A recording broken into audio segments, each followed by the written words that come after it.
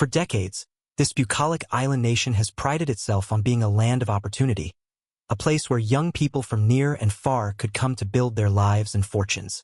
With its strong economy, abundant natural resources, and well-functioning democracy, New Zealand has long been a magnet for immigrants and a launchpad for its own ambitious youth seeking greener pastures. But troubling new data signals that the great New Zealand dream may be dimming. Recent figures show the country's population growth has slowed to a crawl as immigration dries up and more citizens look overseas for better prospects. It's an ominous trend with far-reaching implications for the health of New Zealand's economy and society. The numbers are stark. In the second quarter, New Zealand's estimated resident population grew by just 7,000 people, the most glacial pace in over a year. The meager increase was fueled by a net immigration figure of only 2,000, again the lowest level since mid-2022, with record numbers of Kiwis departing for places like Australia in search of higher wages and bigger career runways, and a lackluster economy depressing demand for foreign labor. The great churning movement of human capital that has buoyed New Zealand for generations is grinding to a halt. In a self-reinforcing cycle, the demographic stagnation looks poised to further weigh on economic dynamism and standards of living. Last week, in acknowledgement of the shifting landscape, the Reserve Bank of New Zealand opted to loosen monetary policy sooner than previously forecast, citing declining immigration as a disinflationary force that should help cool price pressures. The central bank now expects net arrivals of working-age people to total just 31,000 this year before dipping to 23,300 in 2025. A far cry from the boom years.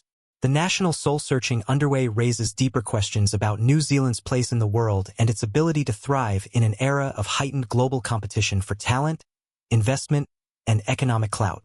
An isolated outpost in a vast ocean, has New Zealand's remoteness finally become too prohibitive a hurdle, leaving it cut off from the human capital flows that power modern prosperity?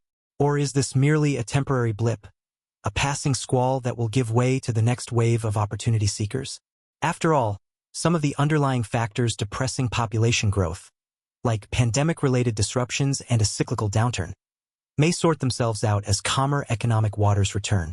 For the optimists, the slowing population growth could conceivably be spun as a welcome respite to ease strains on infrastructure and housing affordability that have accompanied New Zealand's recent boomtown days.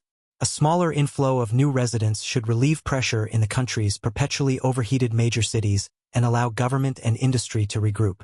But the darker prognosis is that New Zealand is at risk of entering a perilous cycle of decline where anemic population growth stunts economic vitality, diminished opportunity prompts an exodus of young strivers, and a graying populace drags on productivity and drains public coffers.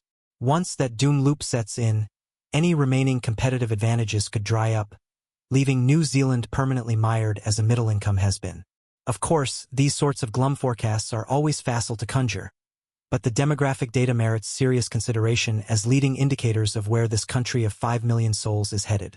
What's certain is that the days of New Zealand as a shining beacon of economic dynamism and opportunity are facing their stiffest test in recent memory.